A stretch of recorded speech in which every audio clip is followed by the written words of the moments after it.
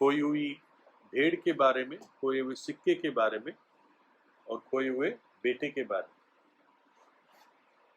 और जब ये बेटा लौट कर आ जाता है पश्चाताप के बाद, जब वो अपनी स्थिति को रियलाइज करता है कि मैं कितनी दुर्दशा में पड़ा हुआ हूँ और मेरे पिता के घर में नौकर भी इतना खाते हैं कि रोटी बच जाती,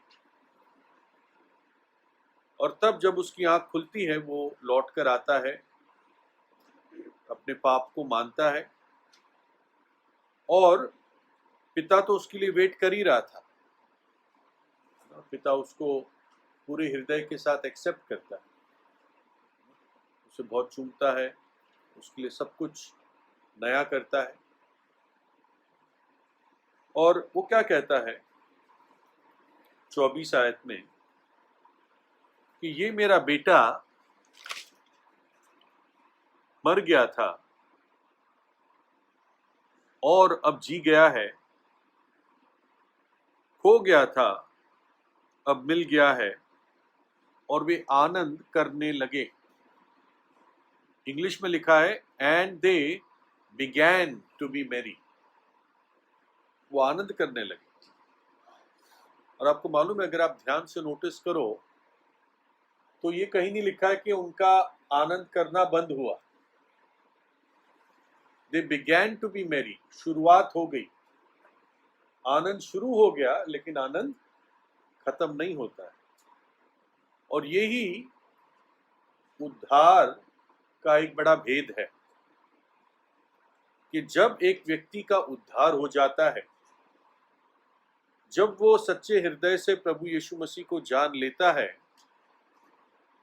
तो परमेश्वर पिता उसके हृदय में ऐसा आनंद देता है जिसकी शुरुआत तो है लेकिन जिसका अंत नहीं है। वो आनंद अनंत काल तक है, बाकी सारे आनंदों के अंत है। आप कोई नई चीज ले ले, आप किसी नई जगह में जा ले, आप नया मकान खरीद ले, है ना, कोई भी चीज आप कर लो, उन सब आनंद का अंत है। इनफैक्ट नीति वचन में तो ये लिखा है कि हर एक इस प्रकार के आनंद और हंसी के अंत में है, दुख है। लेकिन उद्धार का जो आनंद है उसका अंत नहीं है। पढ़े मेरे साथ यशाया 35 अध्याय और 10 आयत, आइजाया 35 वर्स 10। और यहोवा के छुड़ाए हुए लोग लौटकर जय जयकार करते हुए सियोन में आएंगे, और उनके सिर पर सदा का आनंद होगा। वे हर्ष और आनंद पाएंगे और शोक और लंबी सांस का लेना जाता रहेगा। शोक और लंबी सांस का लेना जाता रहेगा। यहोवा के छुड़ाए हुए लोग लौटकर जय जयकार करते हुए सियोन में आएंगे। कौन से लोग? यहोवा के छुड़ाए हुए लोग, वो लोग जो प्रभु यीशु के लहू से छुड़ाए हुए हैं, रिडीम। रिडीम का अर्थ होता है जो खरीदे गए हैं और सामर्थ के साथ खरीदे गए। एक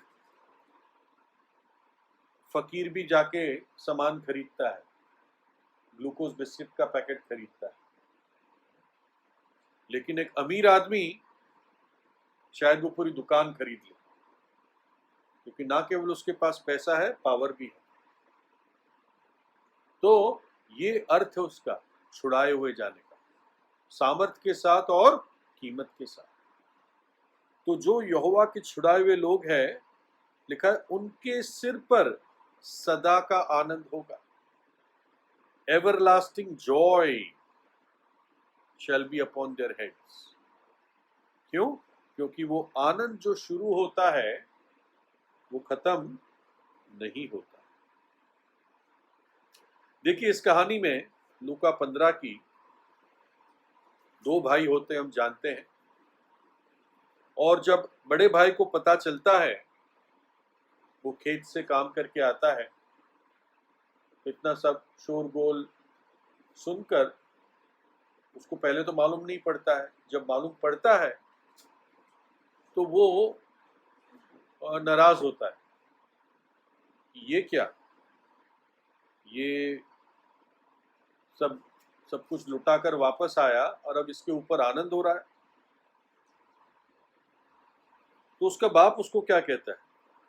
लूका 15 31 और 32 पिता कहता है, पिता बड़े बेटे को कहता है, उसने उससे कहा, पुत्र, तू सर्वदा मेरे साथ है और जो कुछ मेरा है वो सब तेरा ही है, परंतु अब आनंद करना और मगन होना चाहिए, क्योंकि तेरा भाई मर गया था फिर जी गया है, खो गया था अब मिल गया है। पिता क्या कहता है? आनंद क्यों करना चाहिए? तेरा भाई जो मर गया था और खो गया था, अब जी गया है और मिल गया है।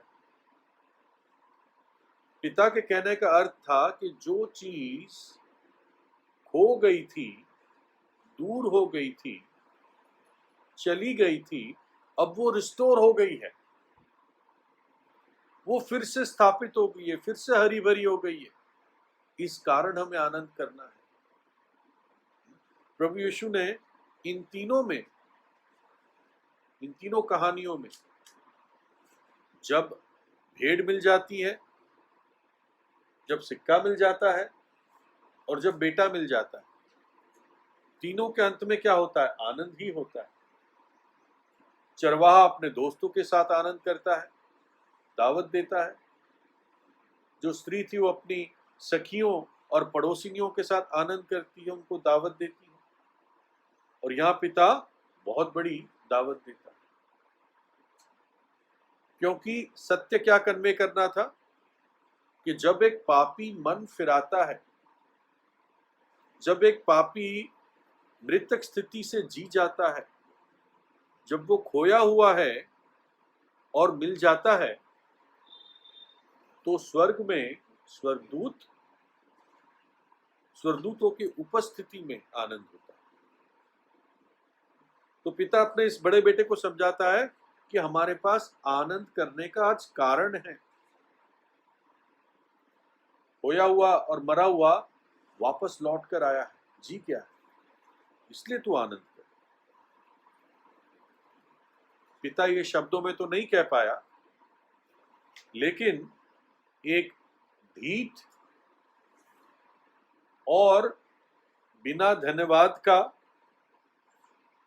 और दिल में दूरी रखने वाला बेटा शायद आनंद का कारण नहीं, कतई आनंद का कारण नहीं।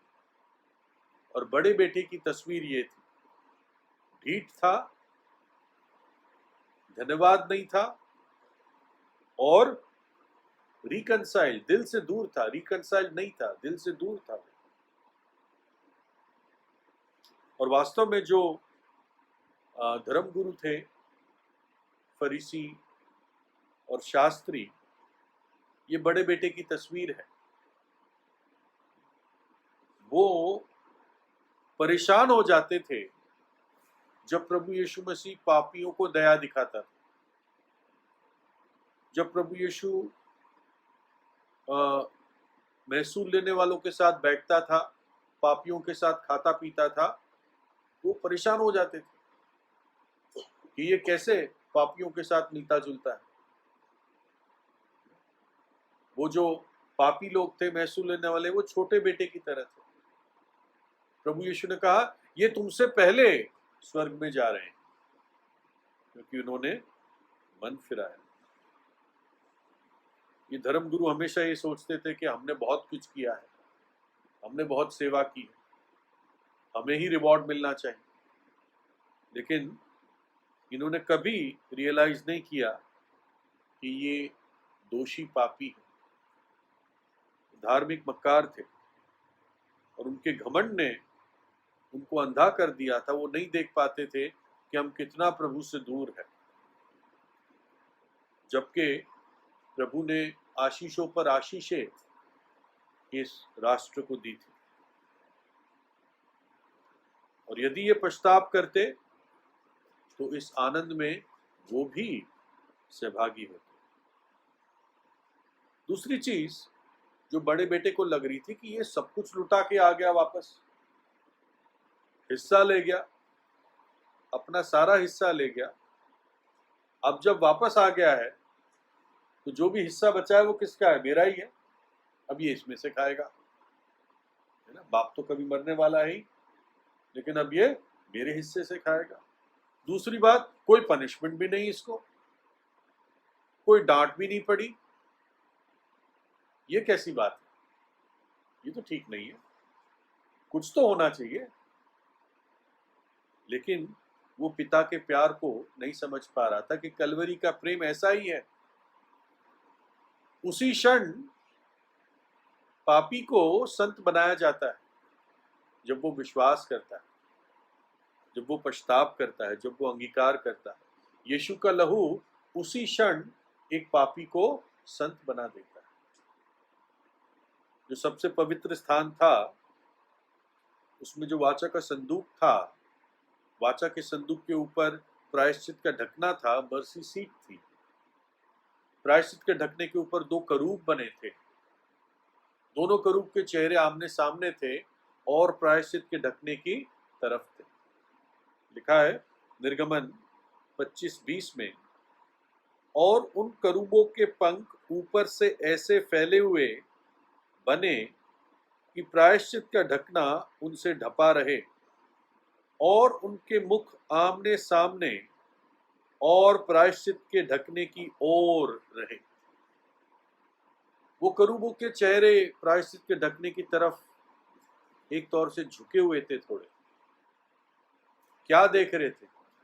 वो सोने को नहीं देख रहे थे, वो उस लहू को देख रहे थे। उस लहू को देखकर अचंभा करते थे कि कैसे अद्भुत सामर्थ्य इस लहू में है, कि जब एक पापी विश्वास करता है उसी क्षण संत माना जाता है, उसी क्षण स्वर्गदूत आनंद करते हैं, उसी क्षण एक्सेप्ट किया जाता है पिता के प्रेम। बड़ा बेटा इस बात को कभी नहीं समझ पाया, लेकिन खैर प्रभु विश्वास योग्य है। इब्राहिम को जो प्रतिज्ञाएं दी वो नहीं भूलेगा, और एक दिन बड़ा बेटा लौट कर आएगा। जब उनके आंख पर और मन पर जो पर्दा है वो हट जाएगा, तब इज़राइल भी लौट कर प्रभु के पास आएगा। तो आइए हम इन्हीं विचारों के साथ अब प्रभु को स्मरण करें, प्रभु की आराधना करें और प्रभु की मेज में भाग लें।